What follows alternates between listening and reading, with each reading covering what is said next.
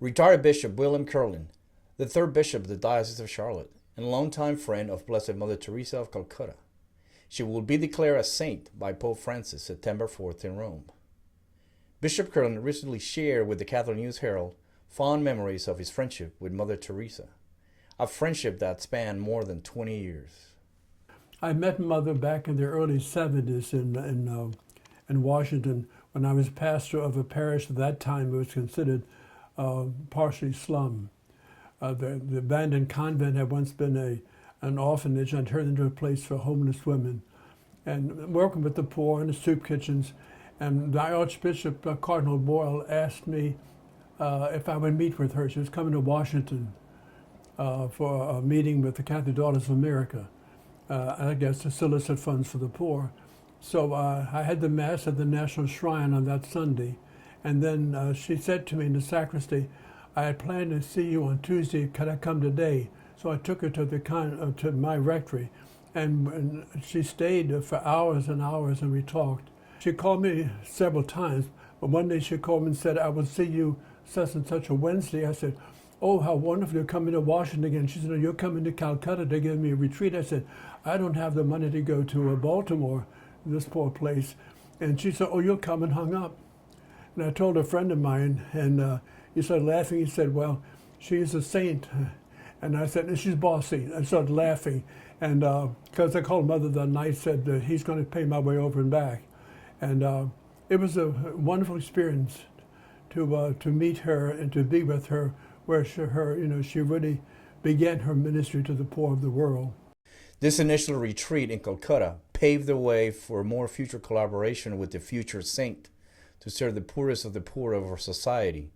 Among them, the Gift of Peace in Washington, D.C., a house for dying AIDS patients, which Mother Teresa opened there in the early 1980s. So the Cardinal gave me permission, and we gave her literally the Catholic Charities building and moved out of it, turned over to her, called the Gift of Peace.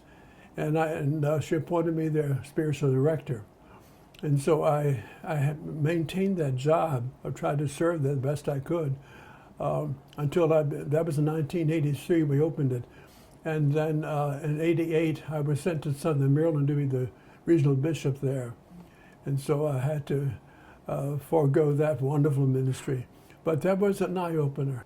She believed that when you held a dying person in your arms, or you're feeding a poor person or a child in your arms, your hands are the hands of Jesus. And that when you speak to someone, your voice echoes his heart. When you look at him, he looks through your eyes. She said, I mentioned about in America they had some movie, weird movie, I called it, I'd heard about it, called Possession of the Devil or something. She said, Father, we should be possessed by Jesus. If you're going to do work, it's not social work. It's the work of Jesus. It's Jesus in you, acting through you. One time in India, at the house for the lepers, they brought a poor man, an elderly man dying, and Mother asked me to bless him, but blessed him. And then a sister brought this big container of warm water and towels, and Mother said, and we'll clean him.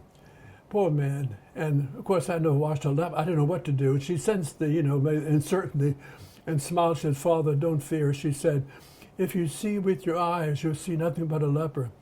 If you see with your heart, you'll see Jesus lying here. But I don't recall this idea of Jesus possessing us. And all my 6 years of seminary formation, good men that there were, but she really enriched my life as a priest. She told me, she said, when you go to your door to feed the poor, remember that Jesus standing there saying, don't you recognize me? And give them your heart, not just the sandwich in your hand. Extraordinary. Such a simple way to live. Her motto, I think, would be all for Jesus, everything. Bishop Curlin shared some candid memories of Mother Teresa's visit to Charlotte in 1995. She's a very human person. So when she was here in Charlotte, she brought some nuns with her for the celebration. And I think it was Dick Keffer, God rest his soul, provided the plane. And so I went and got lots of ice cream. I knew she liked ice cream, I was told. And the sisters told me after she left that they had ice cream, the sisters by themselves that evening to celebrate. And she said to one of the sisters, "Do you think Jesus would mind if I have another bowl of ice cream?" And started to giggle like a child. Right now, I've had, of course, AFib, real seriously. They shocked my heart 5 times for that. And I'm taking medicine for the heart. And I'm taking regular, treatments of chemo for the cancer.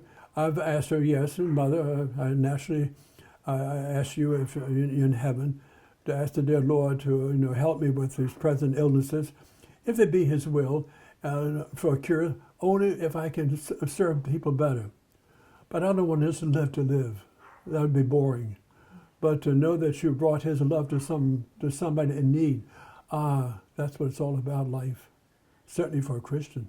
But my memories of Mother I was truly in the presence of a woman who was totally filled with love and kindness. In a world that needs that so desperately today. Bishop Curlin looks forward to a heavenly reunion with his old friend. What do you think she's going to say to you when you get to heaven? Well, I hope I get to heaven, and if I do get to heaven, I'd say to her, "Let's have some ice cream," because I love it. I love ice cream too. Rico De Silva, CatholicNewsHerald.com.